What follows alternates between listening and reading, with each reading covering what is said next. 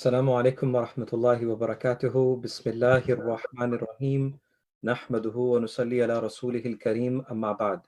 Subhanaka la ilma lana illa ma 'allamtana innaka antal alimul hakim. Wa rabbi shrah li sadri wa yassir li amri wa hlul 'uqdatan min lisani yafqahu qawli. Brothers and sisters, welcome to our 26th morning of this beautiful month of Ramadan. May Allah subhanahu wa ta'ala accept this from all of us. May Allah subhanahu wa ta'ala give us barakah and blessings in this beautiful month of Ramadan. And may He allow us to truly benefit from the remaining days and nights that we have in this month. And as we know that, subhanAllah, 3 of our odd nights are already gone.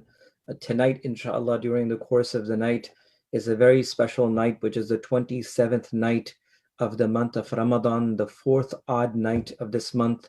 May Allah subhanahu wa ta'ala truly allow us to take care of these moments and times and spend our time properly, that Allah subhanahu wa ta'ala can be pleased with us. May He give us barakah and blessings in our times, and may He truly nourish us spiritually in this month, that inshallah for the rest of the year that we're able to go through the commands of Allah subhanahu wa ta'ala.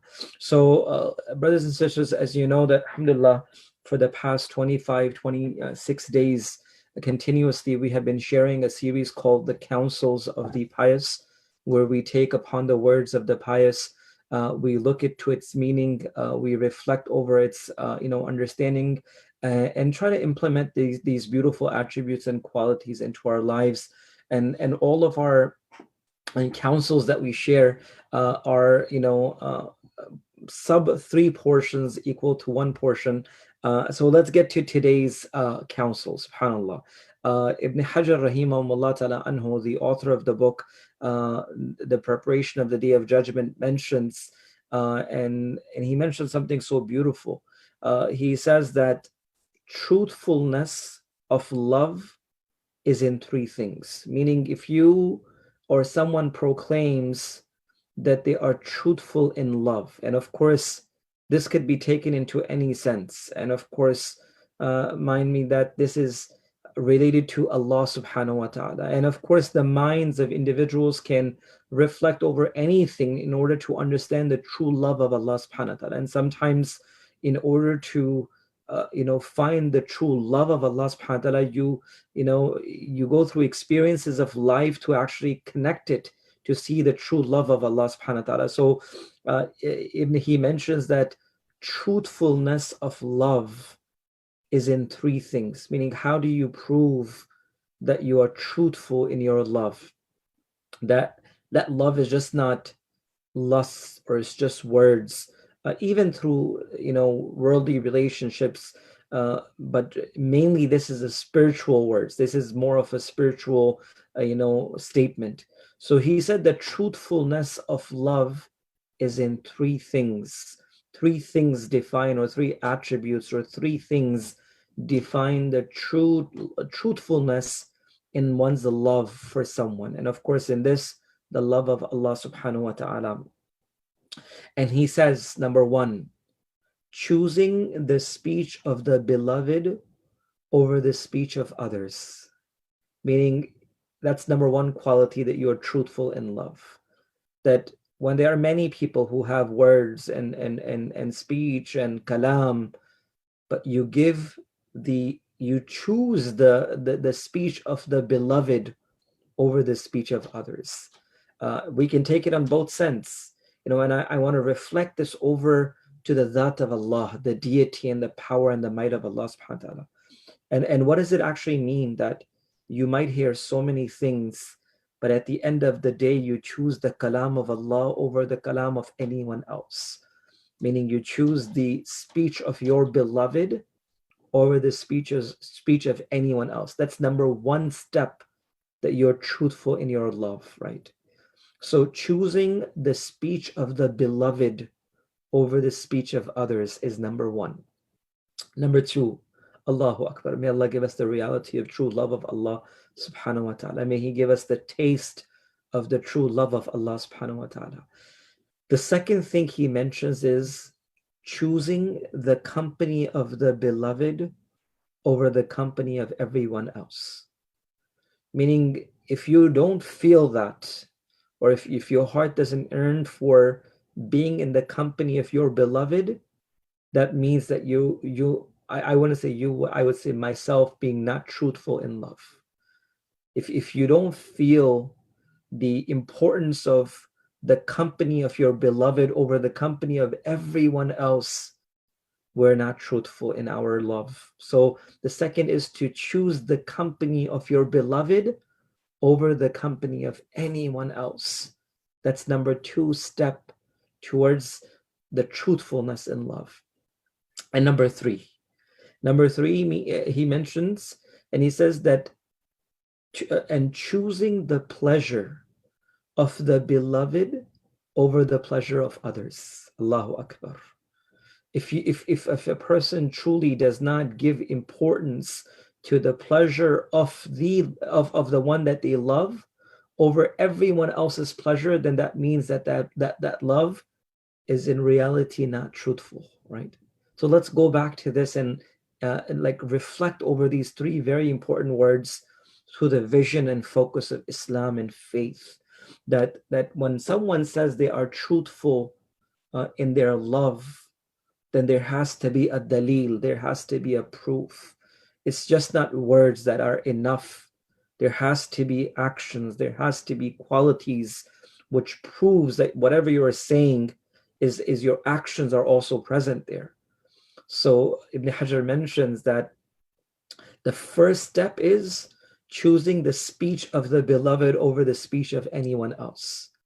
And brothers and sisters, I of course you can relate this to worldly love as well, but remember this to the vision of Allah subhanahu wa ta'ala. Do I give preferences to the speech of Allah, which is Quran, over the speech of anyone else? Do I put Quran as the speech of Allah to be the final and the most important message and my absolute decision maker in my life or not? So the speech of the beloved has to be chosen over the speech of everyone else. Number 2, choosing the company of the beloved, meaning being in the presence of Allah subhanahu wa ta'ala is the most beloved thing to you, rather than being in the company of anyone else. And that doesn't mean that you leave your family and your loved ones. Aisha radiallahu anha said, the Prophet ﷺ was with us in such a manner that he was just like us. He would participate in the cleanliness of the house and helping us with the chores, and he would do everything in the house.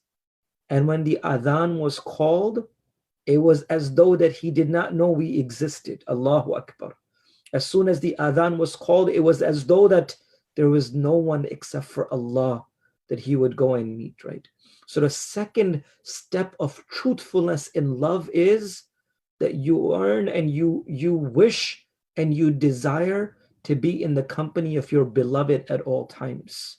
You would choose the company of the one you love more than the company of the whole world. And imagine that being Allah subhanahu wa ta'ala. And imagine the moment that it's 5 times salah, that it's time for you to spend few moments with your beloved. And sitting down and reading Quran, few moments with you and your beloved.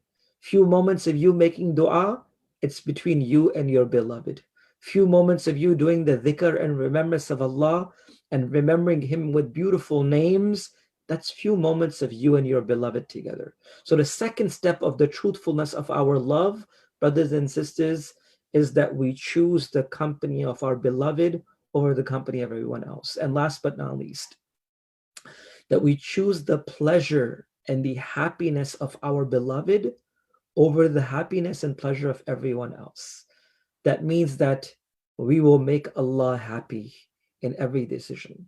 Brothers and sisters, so many times I have seen this, and forgive me for saying this, I may be a little harsh, but I love you all for the sake of Allah subhanahu wa ta'ala as my brothers and sisters. But there are so many times that we are able to sacrifice the commands of Allah just so that what will people say? As they say in Urdu, in my tradition, say, Log kya kahenge? What will people say? And where does it happen? What will my Allah say, right? What will my Allah say, right? A lot of time we make decisions and do things for the reasons of what will people say? Allahu Akbar. The third step of the truthfulness of our love to our beloved is that we choose the pleasure of our beloved over the pleasure of everyone else. And that doesn't mean that we harm or disconnect and hurt others. No, brothers and sisters, there is never a command of Allah subhanahu wa ta'ala that if you fulfill that, you'll be harming your own loved ones. No. Islam is a very beautiful religion. It's a complete religion. It's a perfect religion, as Allah subhanahu wa ta'ala himself mentions, Al-yawma akmaltu lakum dinakum, we have completed the deen, wa atmamtu alaykum ni'mati, and we have perfected the blessings in this faith, wa raditu lakum al-islam madina, and Allah has chosen the religion of Islam for you, O Muhammad sallallahu alaihi wasallam. In Surah Ma'idah chapter 5 verse 3, Allah mentions amongst one of the last ayats of the Quran to be revealed to the Prophet sallallahu alaihi wasallam that this deen is about perfection and completion. That doesn't mean that if we love Allah, then we have to na'udhu hate others. No, it just means that our truthfulness of love with Allah subhanahu wa ta'ala means that when it comes to the pleasure of Allah subhanahu wa ta'ala, meaning the pleasure of our beloved, that will always have preferences over the pleasure of others. So let's again try to absorb this beautiful statement that has been mentioned.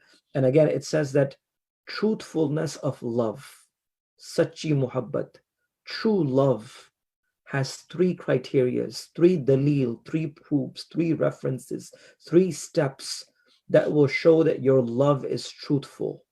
If these three things don't exist, that means that love may not be very truthful. Number one, choosing the speech of the beloved over the speech of others. That's number one. Number two is choosing the company of the beloved over the company of others. And number three, and choosing the pleasure of the beloved over the pleasure of others. Brothers and sisters, may Allah subhanahu wa ta'ala in these very Mubarak days and nights of this beautiful month of Ramadan, a Ramadan that has been very different from all of the Ramadans that we have spent, we ask Allah subhanahu wa ta'ala collectively as an ummah, as a community, as brothers and sisters joining together for the pleasure of Allah subhanahu wa ta'ala, that we ask Allah subhanahu wa ta'ala to give us the truthfulness in our love for Allah subhanahu wa ta'ala. As one of the pious used to say, أُحِبُّ الصَّالِحِينَ وَلَسْتُ مِنْهُمْ, I love the righteous and those who are the beloveds of Allah, but I'm truly not from amongst them. لَعَلَّ اللَّهَ يَرْزُقُنِي صَلَاحًا, I wish that Allah also make me amongst the beloveds. Meaning, even though I may pretend to be amongst them, but I'm not the true lover of Allah, oh Allah, make me amongst the truthful lovers of yours. That is something that we need to continuously ask Allah subhanahu wa ta'ala. We ask for muhabbat and love for everything. But brothers and sisters, ask Allah for Allah. I remember my beloved teachers used to tell us this, that even in your sajdas, even in the best of the moments of your dua, you ask Allah for the ghayr of Allah other than Allah. Ask Allah for Allah sometimes. You gotta ask Allah for everything. Even the ghayr of, you ought to ask Allah for everything, but spend a little time asking Allah for Allah, right? Asking Allah for Allah, that, oh Allah, I want you, that getting Allah. So may Allah give us the truthfulness of love of Allah subhanahu wa ta'ala. May Allah subhanahu wa ta'ala make his speech more beloved to us than the speech of everyone else. May Allah subhanahu wa ta'ala make his company, the company of Allah subhanahu wa ta'ala, more beloved to us than the company of everything else. May Allah subhanahu wa ta'ala make his pleasure and his rida and his happiness more beloved to us than the pleasure of happiness of everyone else. And may Allah subhanahu wa ta'ala give us the perfection of our faith and iman and Islam, and allow us to live our life according to the Quran and the beautiful Sunnah of Rasulullah sallallahu alaihi wasallam. Just a quick and humble reminder, brothers and sisters, tonight is our 27th night in this very beautiful month of Ramadan.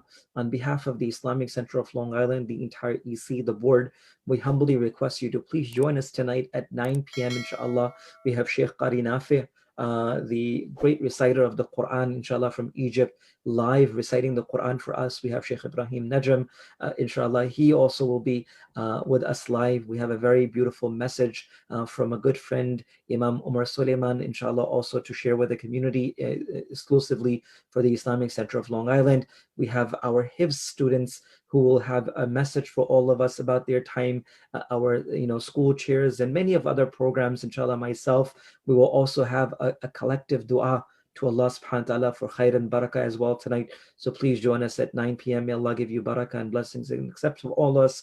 Allow us to live our life according to the Quran and Sunnah. Keep me and the entire ummah in your dua. Wassalamu alaikum wa rahmatullahi wa barakatuh.